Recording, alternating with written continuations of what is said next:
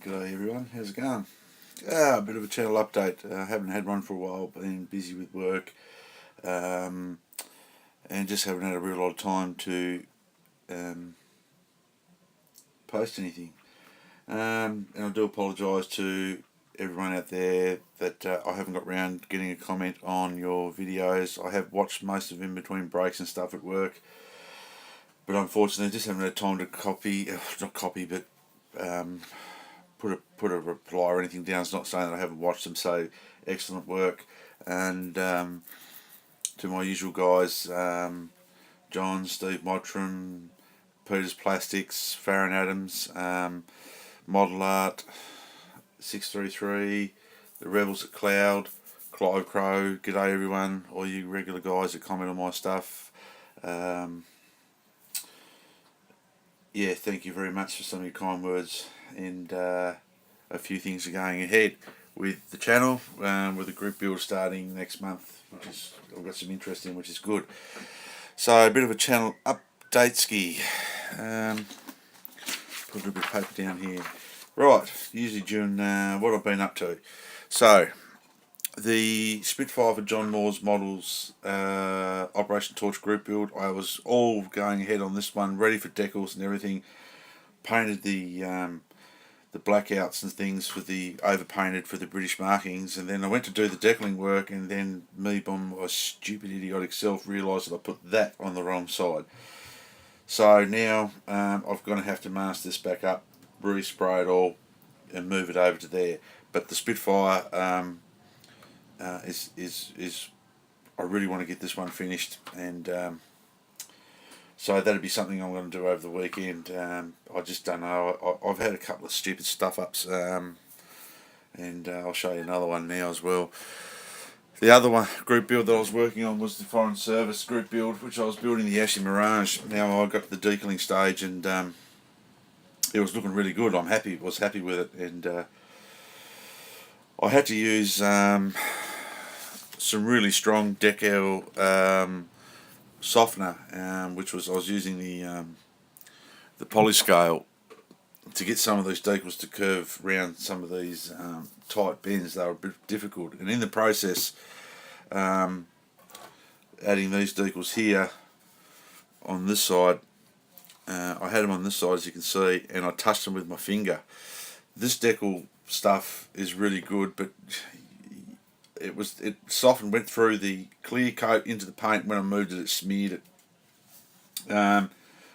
and so and silver's really hard to repair. And this sort of thing at the moment now has become a mojo breaker, and I will finish it off, but it's sorry, Fargo scale models. I will get something done, but this one I'm just going to put aside for a little while because it really has done my head in, and when I get to a stage where I'm not enjoying building a kit, and you don't, I just couldn't get it finished at this stage, so I put it aside.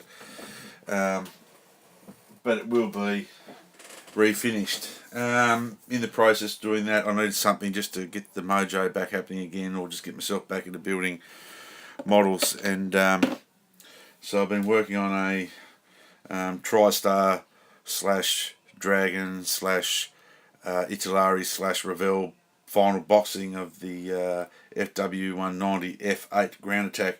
By the stage the kit's got to Revell, it was really horrible. But I've been working on this, trying some techniques that I've got off DeCosta, and I'm really happy with this. This has sort of brought everything back together again for me.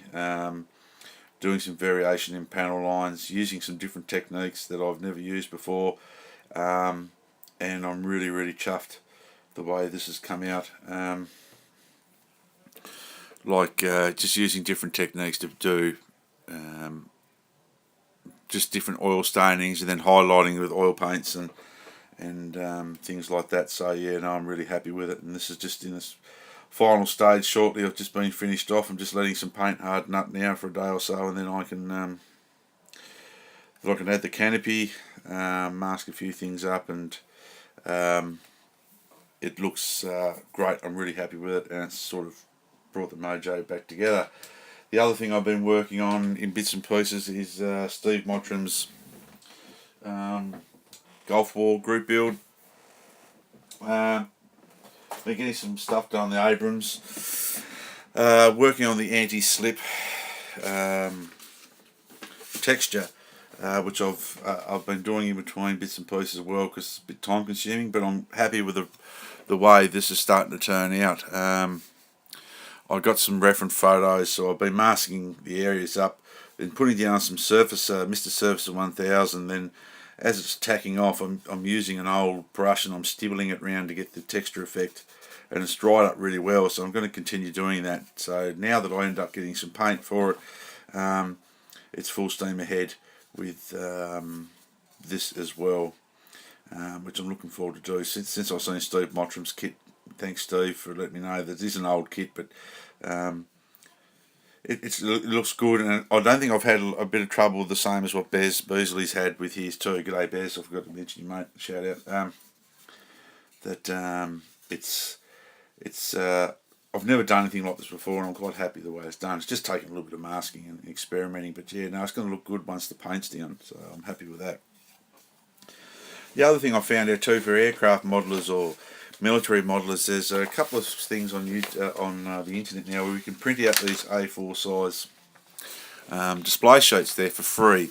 Now, for the younger modelers out there, and even myself, if you're going to a model show or something and you want to put them on a base, they're not three-dimensional, they're not two-dimensional or anything like that because they're just a flat printing, but they really an excellent idea for if you want to just give your model something, even if you want to take a photo of it, just give it a nice bit of a base thing, and for free. The guy had done it, and I'll try to get the link in to the guy to print them out. There's three different types he does. He does the this PSP sheeting, mostly modern sort of stuff. He does the runway there with a bit of grass, and he just does a concrete runway, which I reckon looks really good. So yeah, aircraft modelers, you could even put a car on it if you wanted to, or display a tank on it of some description. Like I wouldn't think that a late model Russian tank parked on a concrete slab, something like that, wouldn't look too bad. So check this guy out, and I'll try to get onto his as I said, get a link to him for your for you guys to check him out and download some of these for free, which well, when you get something for free these days, it looks good.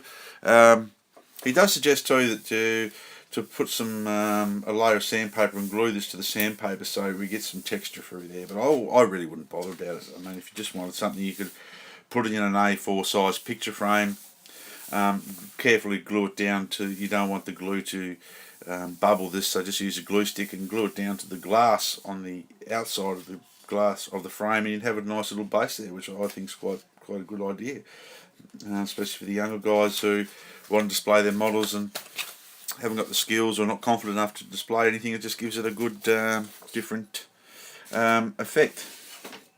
What else have I been tinkering around on? Just getting some ideas for my Michael Whitman Tiger. Just doing some bits and pieces, getting some ideas and some paint schemes on 007, which I'm going to build my Tamiya late production one into 007, which, because I'm a bit of a Whitman fan, and just getting some ideas there, of course. Look, we're just doing some bits and pieces on the King Tiger. The other thing I've been working on, I did have the Panzer crew for the Say Cheese group build,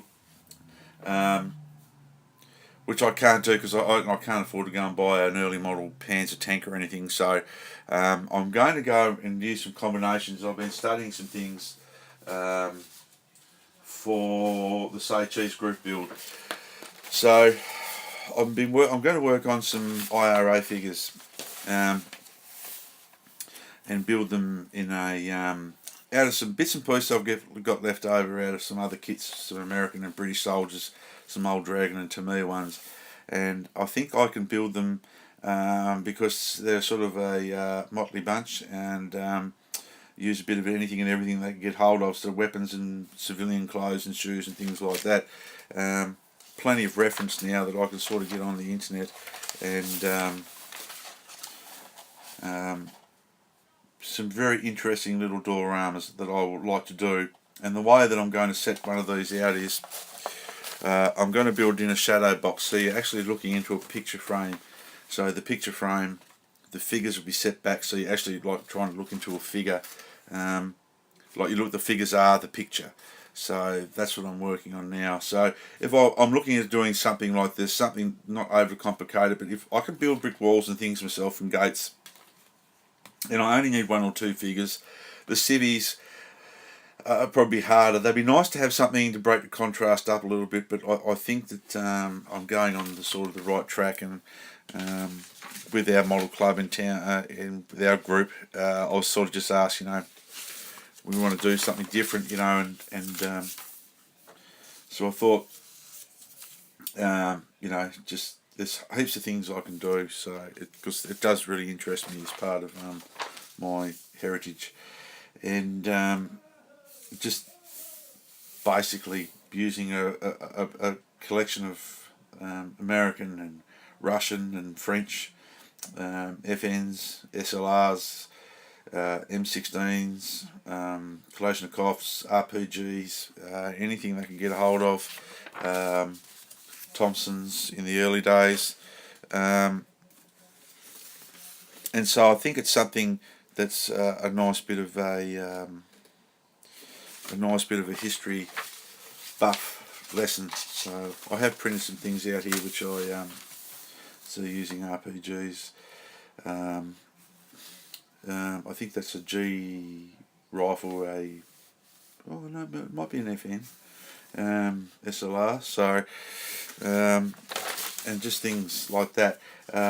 With uniforms, trying to get some sort of pictures of the design of uniforms and things. So I've got plenty of bits and pieces to lay around that I can do it. I did Simon Kemp. Watched a little video. G'day Simon, forgot to give you a shout out too, mate. Was using the old stockings, ladies' stockings, after he finished doing whatever else he's doing with them, and I'm not going into anything else. For the helmet, the mesh on the British helmets, and I was thought to myself, maybe I might be able to use the same sort of stocking technique to make some balaclavas for these IRA guys. If not, maybe try to make something up in Milliput.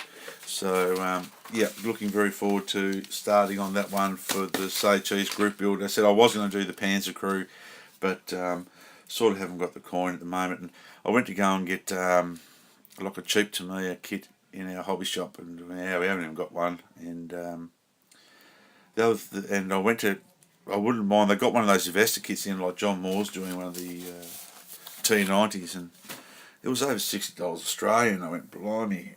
And then the Tamiya kits now are up 90 to 100, and the men kits are 110, 125, and I just sort of really couldn't justify spending that on a model kit. I can tell you that. So that's about it, guys. As I said, sorry I haven't been commenting. I've been watching your videos, and keep up the good work, everyone. Especially just go and check out Farron Adams' work he's been doing on the Predator figure. It is that realistic. I just think, wow. Farron, as I said, I was running around work doing my Arnie impersonation to get to the chopper. It was that real, mate. It was fantastic. And the other thing, thank you, Michael, ModelArt633, for doing the inbox review on that 48 scale Revell Junkers 52. The silver, that's going to look fantastic if you're going to do it in the red, I think, which was RLM23 maybe. It's a beautiful looking kit, isn't it? And Peter's Plastics, the little bring gun carrier, mate, looks brilliant. And it's good to see that you can do something, get a mojo sort of build it back, something that gets you interested back in doing a few things. And Bez and Steve Mottram with their Iraqi group build updates is fantastic. John Moore is forever cranking out the kits and getting some great work done. The M41 Bulldog looks awesome, and I love that little tip that you got on the Russian T90. I hope it's a T90. The metal block tinsel you've used to put behind the glass. It looks so prismatic. It's like it's just really good, mate. So fantastic. But stay tuned. I've got a couple of unboxings to do. We've got some crap. We've got plenty of crap. Some kit reviews, accessories and plastics. That's another part of my channel which I've got to catch up on. And then we've got a group build coming up for the channel in next month for the Pacific World War II. So, and I've got a lot of interest in that, which I'm really chuffed about. There's going to be zeros and stuff going everywhere, which I love it. So hopefully the Rebels of Cloud9 also will get out his Tomato 32nd scale zero, and you and me, we can have a little bit of a build off maybe, mate. Buddy build at the same time. And that's the other thing we might be running a bit later on. I've got another selection, another theme for a group build, which is very different, and we'll be organising a buddy build. Steve Mottram did mention it to me, running a buddy build for the Ferdinand Elephant tank destroyer, because we both love these big machines. We're running a buddy build, which will be announced a bit later on, and anyone else who wants to join is quite welcome to. So thumbs up, guys, to everyone. Love all your work.